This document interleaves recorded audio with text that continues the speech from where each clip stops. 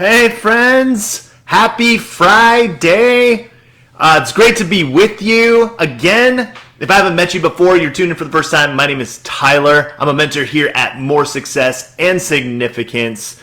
I'm passionate about free enterprise. We have tips and tricks on our profile about how to do a better job of starting businesses, how to become more effective. And so today, we're going to go over two myths that I hear a lot when I talk to people about starting their own businesses, that they want to launch, they want to get started, maybe they haven't done it before, and their mindset is around and they get kind of caught up on these two items. And I believe, and in my experience, they're flat out myths. So again, just want to welcome you. If you haven't tuned in before or you're watching the replay, just comment down below, say hi, give a wave. It amazes me how many people are watching these, so would love to connect with you, love to give you a shout out. So if you can, just drop something down in the comments below. Love to connect with you and say hi. So for those of you who don't know my story, I've been in business or enterprises of my own for about the last 8 years, going almost up to 10 years. And so I've seen and done a few different things. So I'd love to share my perspective with people. And now today, that's what I do full time. No longer work for a job, working in those enterprises and absolutely having a great time. But one of the things I love the most is to give back to you all here in kind of tips and tricks. So today, like I said, we're going to talk about the two greatest myths about starting a business. And I'll tell you two of them right now. The first one is it's too risky. Starting a business is too risky. And the next one is that I have to be passionate about the business or the area that I want to start right at the beginning. And so we're going to dive into that a little bit more because I think while those can be true, I think there's a lot of misunderstanding, a lot of falsehood that we can debunk and make it just more simple. We can just clarify where I think we need our mindset to be in focus if we want to actually start a business of our own. But before we dive into that, I wanted to see if you guys can relate to any of these, because this is what I've found. If you're starting a business or you're looking for something, I think that has a lot to do with where your current situation is. And I think there's like 4 F's of like where people typically are in a workaday world. They're either frantic, they think their efforts are futile, they may think that they may be in frustration, or they could be flourishing. So there's the 4 F's, and see if you can relate to any of these. So the first one is frantic, which means that there's ability to do things, but the desire of the significance, the things that you're doing, just aren't all that great.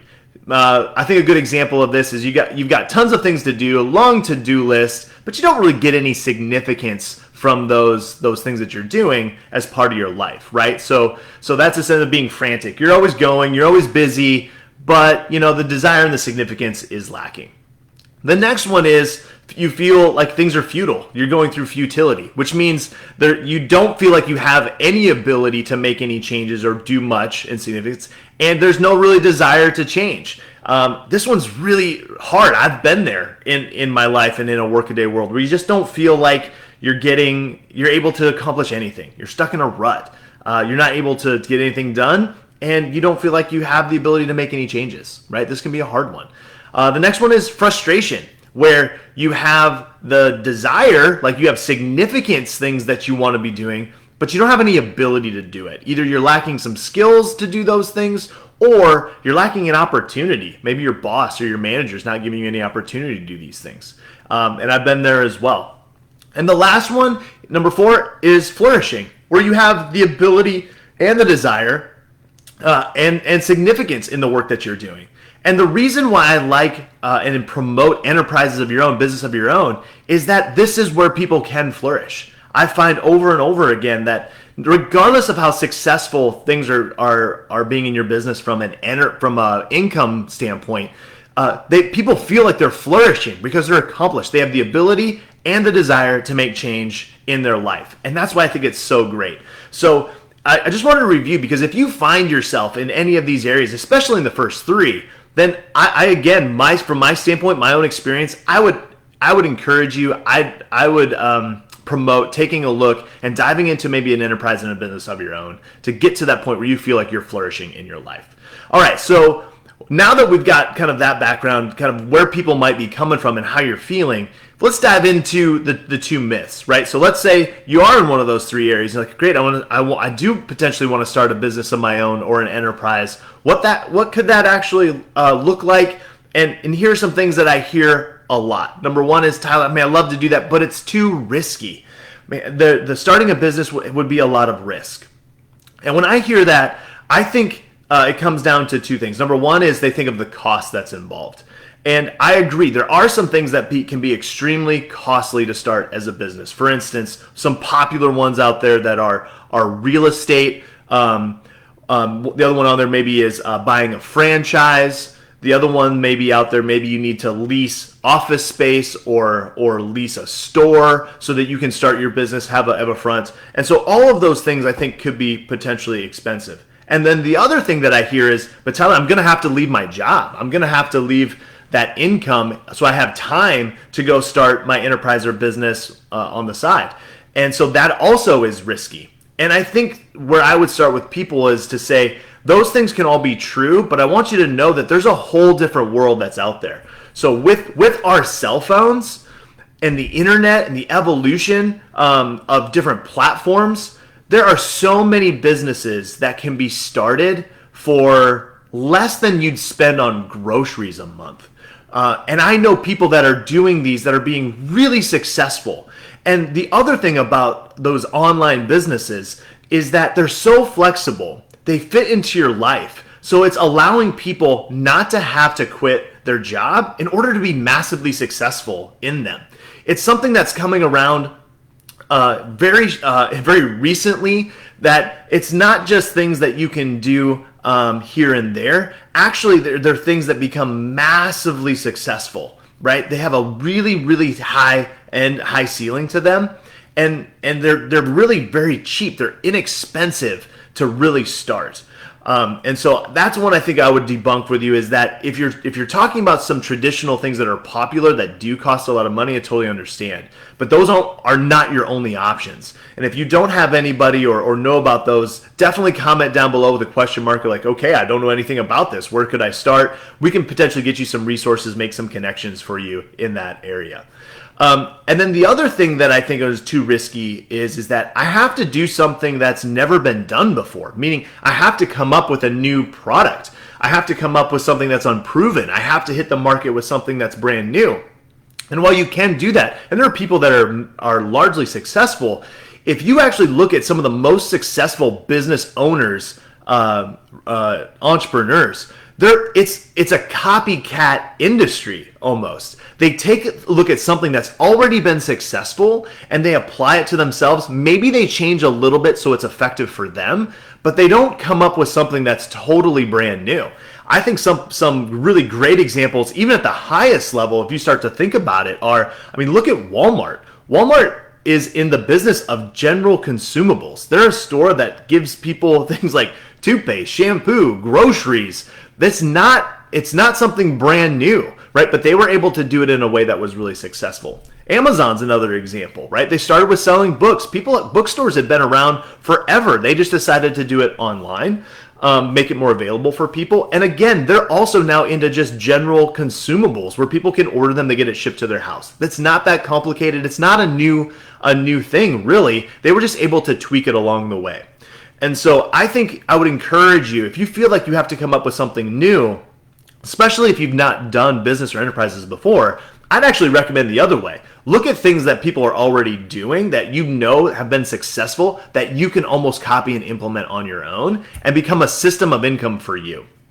Okay, so the next one is a myth that we want to talk about, is that I need to be passionate about what I want to do as a business or as an enterprise, and I'm just not that passionate about anything. Nothing's really moving me. Nothing's really catching my heart. And I think that there is a lot of good intentions behind this, but if you would talk to entrepreneurs and business owners, I think they would tell you that their journey started with really just a simple win or a simple experience, maybe almost serendipitous, maybe almost coincidental, where they got into something, they either enjoyed it, Maybe they got into something with another person that they really enjoyed being with and around. It was fun. Or maybe they got into something that they realized, hey, I'm kind of good with this. I'm good at this. I'm getting some wins, right? I can do this. I think I can be successful. And so that's where I think it actually starts. Start small. Kind of going back what we said before, when you kind of have to start with something brand new that's never been done before. I would actually look into something that has already been done, take it for a test drive, see if you can get some small wins. Make sure it's simple. Make sure you can get yeah, I can see momentum. And then as that goes, what happens over time is that if you're able to have those wins, if you're able to see some momentum, then you can actually say, well, I need to double down on this. How can I make this better? That's the question. How can I make this bigger? And you start to then expand your abilities, and you start to get into what I call a leveraged skill set, a mastery of a skill. And that is the single greatest thing that you can do to, I think, earn income as a business, is get something that you now are really good and proficient at. And then it's kind of like the chicken or the egg. Once you become proficient and you master a skill, you become passionate about that along the way. But I think that's the myth, is that the passion starts first. And actually, most of the time, like I said, when you talk to entrepreneurs or business owners, that is not where they started. They started with something very simple. It's like, yeah, I started this because I thought it might be fun. I started with this guy because I think I enjoyed being with him, or I had a close friend that was doing it. And then along the way, they're like, wow, I'm good at this, or I can do this, or this is fun. And it goes over time. And as you do it over time, that's where the passion comes in. So I hope this was really helpful for you guys, kind of debunking, like, what I'd say the true mindset for people who are business owners who are really in the space.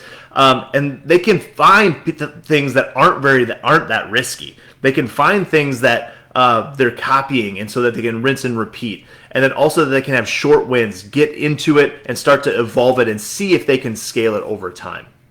So we are putting out more resources for this. If you find yourself looking at these and you're like, yeah, I do want to start a business, but I just don't know where to start, I'm excited that we have a Facebook group that does training that you can be a part of. It's a community where people that you can feel that you can ask questions to, that will give you more information. I'm super excited about it. It's brand new in 2022. So look for the link for that Facebook group up in this description. You might have to scroll down a little bit, but it's going to be in there.